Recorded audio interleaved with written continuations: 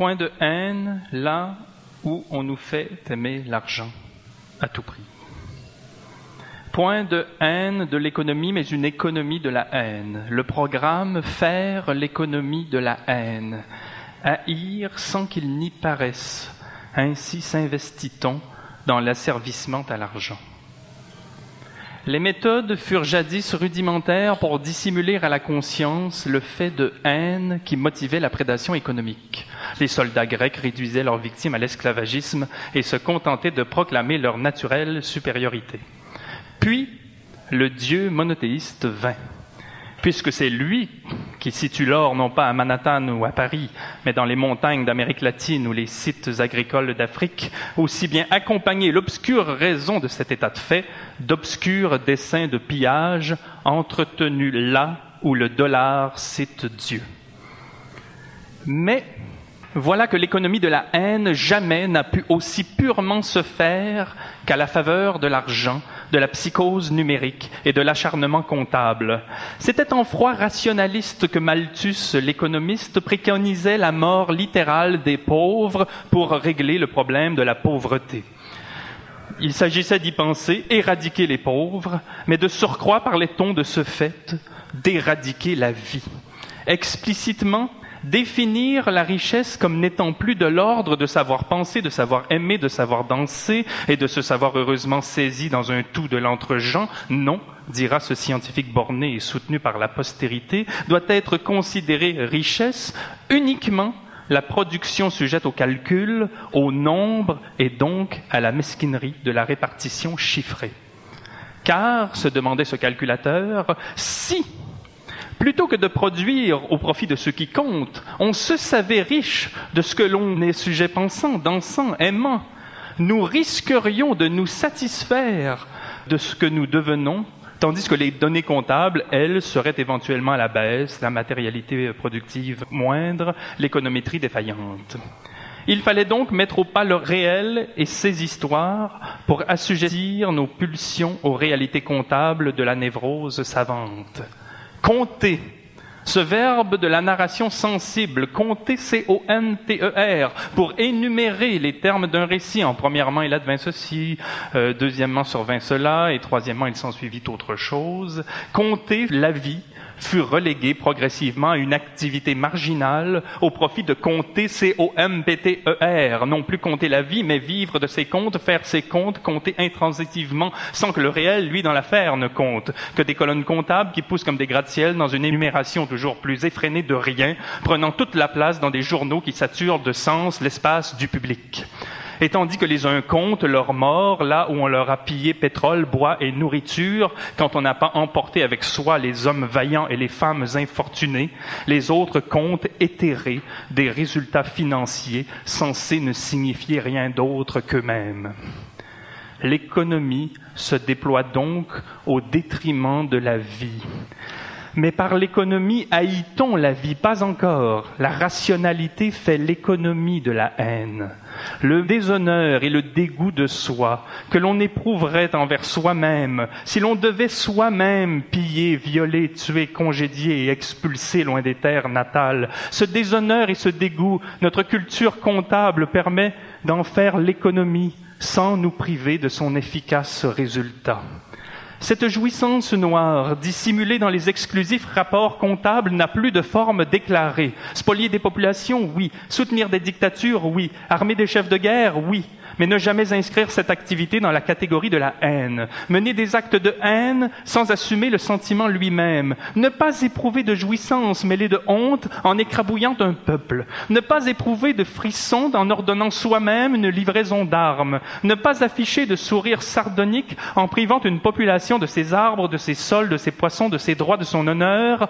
Considérer moins les colonnes de chars que les colonnes de chiffres. En tout temps faire l'économie de la haine, rester scientifique, la concurrence, la croissance, la gouvernance, la transparence remplacent la décadence. Sous les données, sous les calculs et sous la spéculation, oui, des crimes, du sang, du vol et des morts, mais assourdis par ce savoir économique et ses prérogatives légales. Sinon, oui, certes, aussi, peut-être, s'y prêter à cette économie de la haine, mais en creux, mais sourdement, secrètement, comme l'émotion de l'âme correspondant à un fond qui circule sous le secret bancaire. Éprouver de la haine, certes, peut-être, oui, mais étouffé dans la lourdeur d'un bilan financier, sous le satinage lisse des rapports annuels, dans le creux du rictus qui accompagne un prix de gala, dans le déni journalistique de la spoliation quotidienne. Ne pas haïr pour vrai, mais dans le faux dans lequel on télédiffuse le réel, dans le carnaval surmené où les institutions s'abîment, dans les fétiches chiffrés où se pervertissent les valeurs. Et vous, là-dedans, où en êtes-vous aujourd'hui, Monsieur Tremblay de la rue Panet? Et vous, Monsieur Cloutier, qui travaillait à la construction à Saint-Jérôme? Et vous, Madame Lemay de Saint-Hyacinthe? Et les braves travailleurs de la Véqueuse et ceux de la Davy Ship et les gars de Murdochville? Et vous, Monsieur Lachance, Madame Idrissi, Monsieur Moukaté de la rue Sainte-Marguerite? Il y a 40 ans que là-dessus parole ne vous a été adressée. Aujourd'hui, maintenant, comment vous manifestez-vous? Le peu qu'on vous donne, à peine l'avez-vous touché que déjà vous le confiez à celui qui vous promet des miettes. Tu déposes à ton tour, comme tout le monde, respectivement et machinalement, ton bas de laine au pied de celui que tu juges grand alors que tu fais sa grandeur. Il te promettra des avantages, une retraite dorée en plastique et des lignes de fuite accompagnées de néons. Puis il s'assure que s'il te vient d'aller voir au-delà des informations sur les plans de carrière des grands qui te divertissent politiquement, il y a la consommation, l'habitation, le monde, la mode et le sport, il stationne là ton esprit. C'est que la place publique n'appartient plus à personne. Une horde de chroniqueurs t'y attendent, des Rodemont dont les groupes de presse ont appris à exploiter les troubles de personnalité narcissique. Tous plus libres penseurs les uns que les autres, ces francs-tireurs, grandes gueules ou autres figures s'inspirant du registre animal ou militaire, se nourrissent aux mangeoires de la concentration médiatique. Ils posent en omniscients parce qu'ils sont omniprésents. Leurs intuitions du jour tiennent lieu de méthode. L'instantanéité triomphante de leur raisonnement péremptoire chasse la tradition séculaire. De tels vandales du sens succèdent désormais aux penseurs avertis pour déstructurer les conditions mêmes de la pensée publique. Une société qui les accepte verra fatalement toute discussion tourner autour de leur saute d'humeur exprimée en temps réel et de leur vanité pathologique amplifiée par d'imparables porte-voix. La liberté d'expression est à ce prix et c'est le prix que paient les ayants droit de la propriété illimitée pour se l'accaparer à travers leurs journaux. On te fait aussi comprendre que la science du calcul se réclame du nom de justice dans un ensemble de termes et de sèmes détachés de ta réalité du langage. Il te faut alors te subordonner à des spécialistes qui pensent légalement à rebours du bon sens, ce qui t'est commun, le sens lui-même fait de pensée et de volonté. Cela t'est retiré dans ces arènes spécifiques à laquelle la technique, moins que l'argent, conditionne l'entrée. Il te faut être déjà riche pour te payer l'interprète qui te permettra de faire l'économie de la haine.